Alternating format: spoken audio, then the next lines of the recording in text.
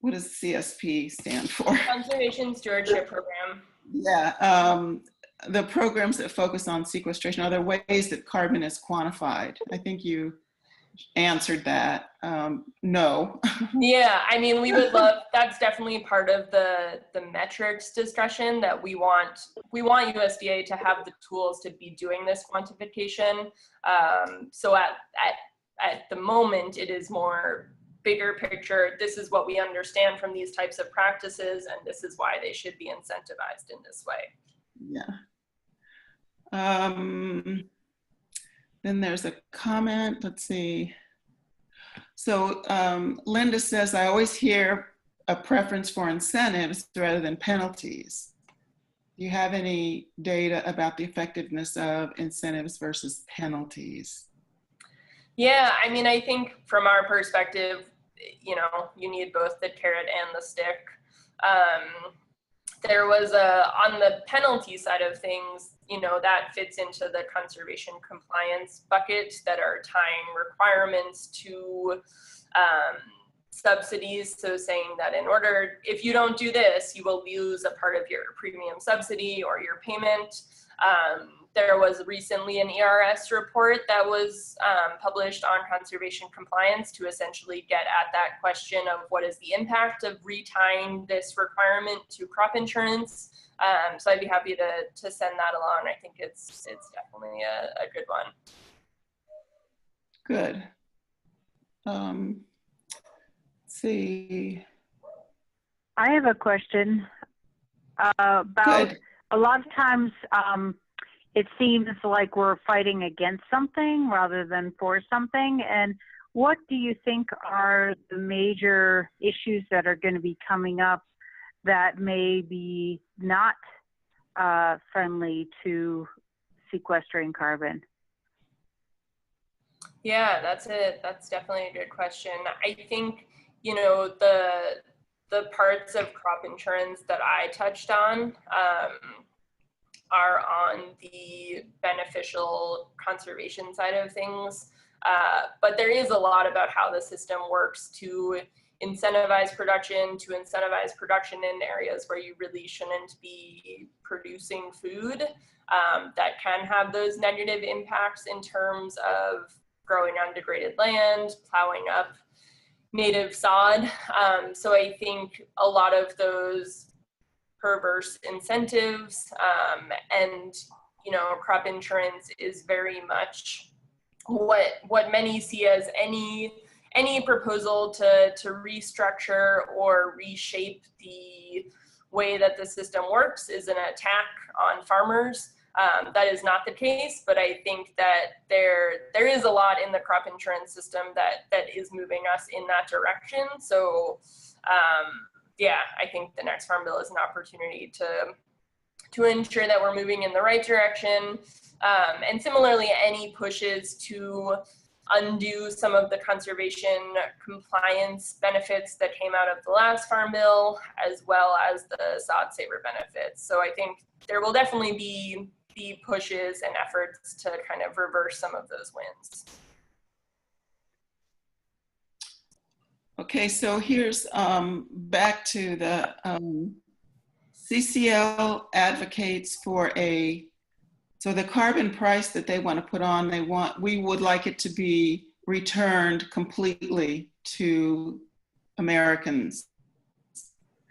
And so the comment is, do you see any opportunity in the Farm Bill to be a mechanism for farms to receive a carbon dividend based on carbon sequestration practices? It kind of goes back to this carbon sequestration issue. Yeah, I mean, I think in addition to like down the road looking at how we can restructure some of these conservation programs to truly reflect that, there is a lot of innovative work and research that is being done on more of the market side of things through Conservation Innovation Grants, or SIG, which is a part of EQIP.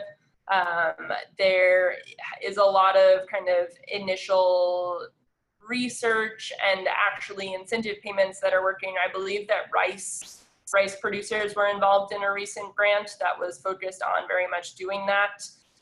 So there are these spaces where, you know, even though we do not have a national scheme to make this happen at the moment, that there are groups that are really trying to start it out and figure out how it could work. So I think the combination of improving and expanding many of these programs to get closer to where we would be actually reflecting the price of carbon, and also some of these innovative projects that are kind of trying things out. Yeah, just to follow up on that just a little bit, could you comment on how our organization, our app, could somehow leverage advocacy, possibly with your organization, recognizing that ultimately we have the same objective, which is a sustainable, livable planet where we have food security, basically, for the globe. I can't quite figure out how to make that connection. Yeah, I guess, are you thinking in terms of like day-to-day collaboration, or what are some specific activities or ways to engage? Yeah, I'm thinking issues, specific, and activities. Yeah. I mean, I think just having the conversation is definitely an important place to start. But I think, you know, engaging in some of these Farm Bill discussions and actions when it comes to specific bills that are introduced. So hopefully sometime later next month, there will be a working lands conservation bill that is introduced to make important changes to the conservation stewardship program and the environmental quality incentives program.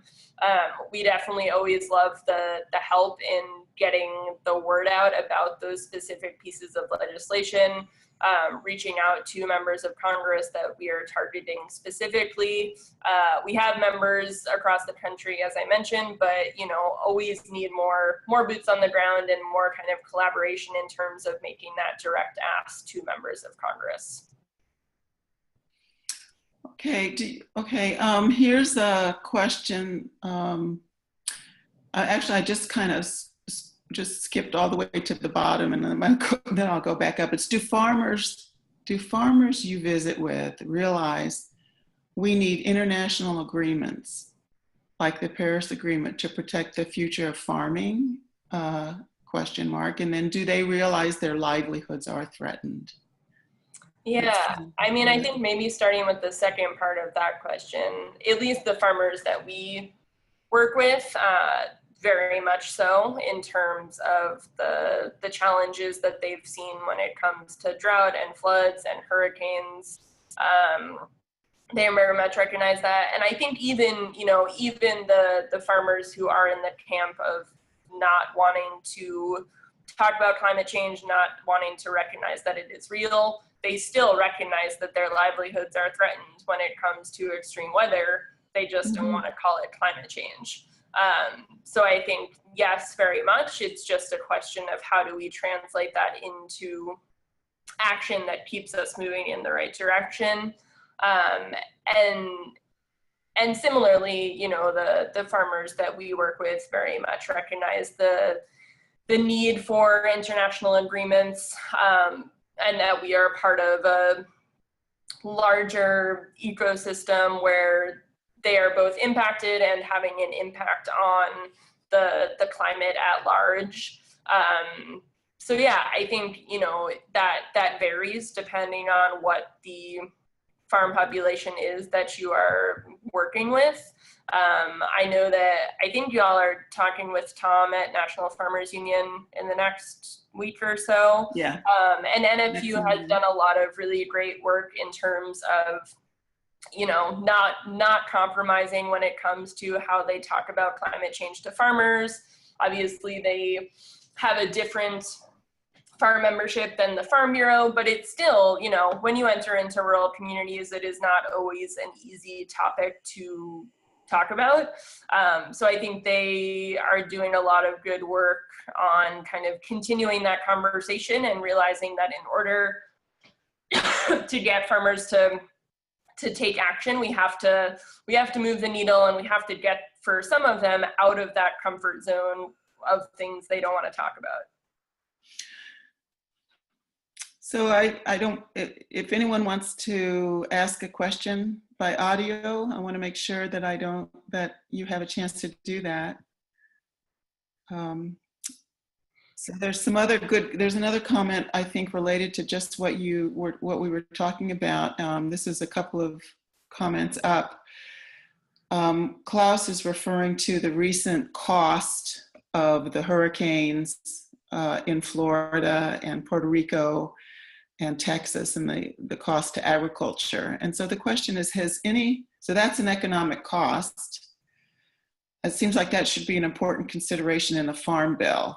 And so the question is it penetrating at all the cost that I guess multiple agriculture stakeholders are having to pay out of their pockets? And it doesn't seem to be anything in the farm bill that addresses this extreme weather. Is that true?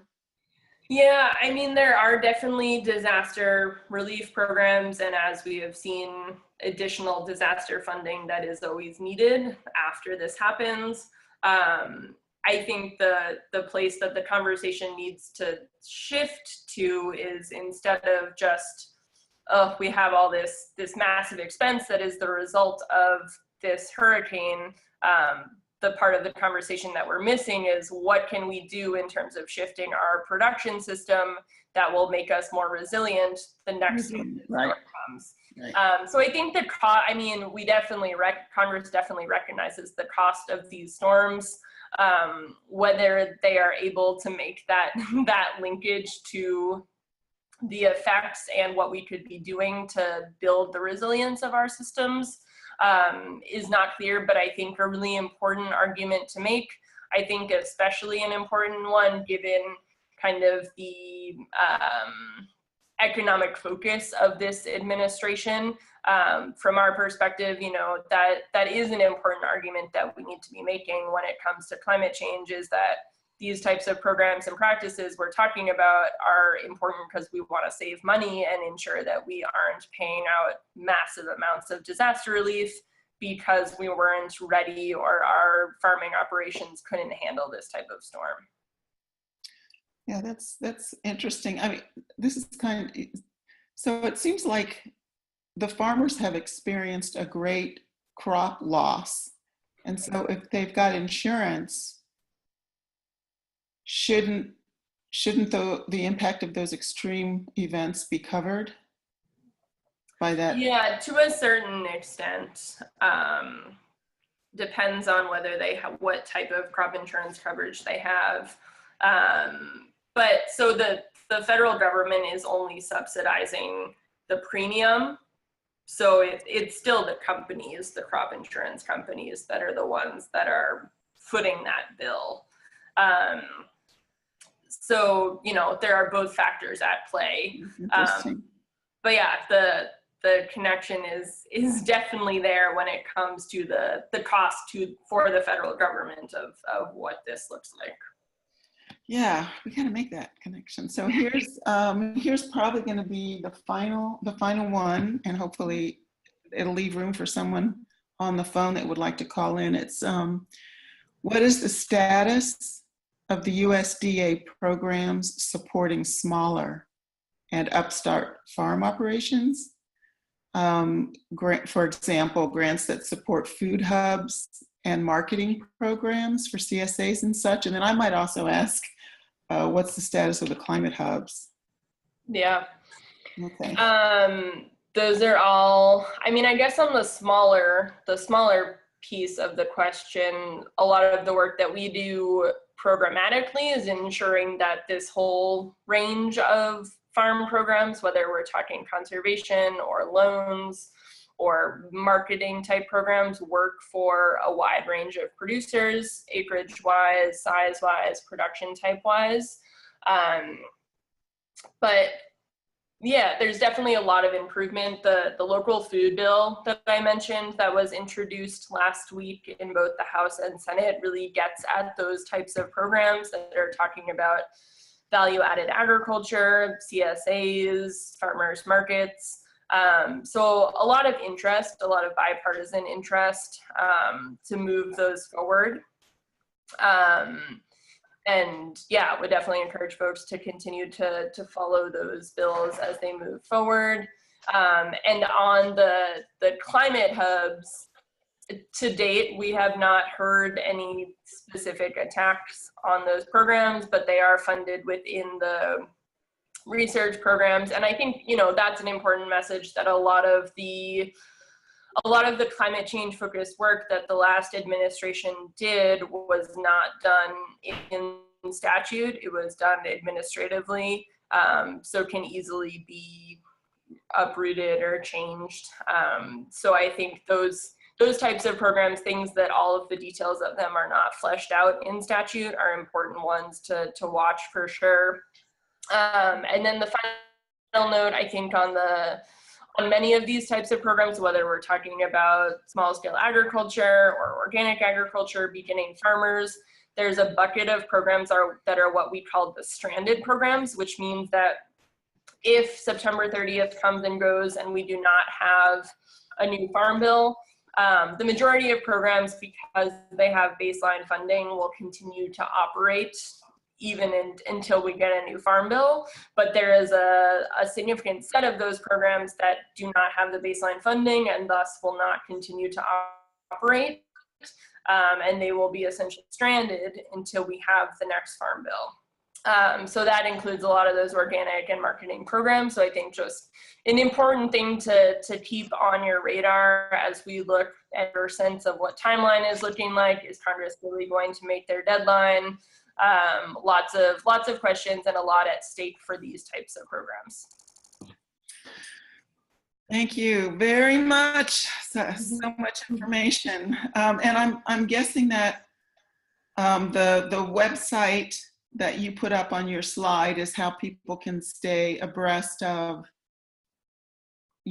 first of all, the summary of the policies that NSAC comes out with. And we could be in touch with you, I guess, to see specific things that intersect with with our advocacy. Yeah, absolutely. Definitely through the website. You can get those updates. You can get to our blog through that website, and sign up for alerts as well. So if we're putting out something new or publishing something new, to be sure to get an email update when that happens. Okay. Does anyone else have one last question for Alyssa? Thank you very, very much. I think we'll be back in touch with you somehow, I think. Yes. Next week, we are having, same time, same place, Tom Driscoll, who is the policy director for the National Farmers Union. So he'll be running through, I'm sure, a lot of information about what their policy priorities are. So that should be interesting. And I don't know if Ellie, I don't know if you have any comments or reminders for anybody. No, Nope. I think we're good. We've got this number 2 out of 6. So we've got 4 more. And thank you, Alyssa, so much for going over. I just admire you for holding all of that farm bill stuff in your brain. It just sort of seems designed to confuse us, and to have people like you dedicated to understanding it and to keeping the focus on, improving the farm bill. I really appreciate that personally, and I think for many of us, we appreciate that you're doing. Yeah, and likewise.